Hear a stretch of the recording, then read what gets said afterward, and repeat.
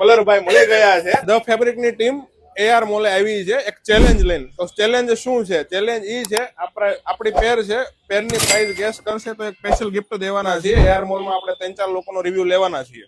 શું નામ છે મિત્ર તમારું? ઉત્સવ રાખોલિયા. ઉત્સવભાઈ રાખોલિયા. તો આપણે છે ને તમારે આપણી આ પેર છે જે આ ભાઈએ પહેરેલી છે, તમારે પ્રાઇસ ગેસ કરવાની છે. તો સાચી પ્રાઇસ કહેશો ને તો એક સ્પેશિયલ ગિફ્ટ હું મારા તરફથી આપીશ. 2400. તમે ગેસ કરો તો?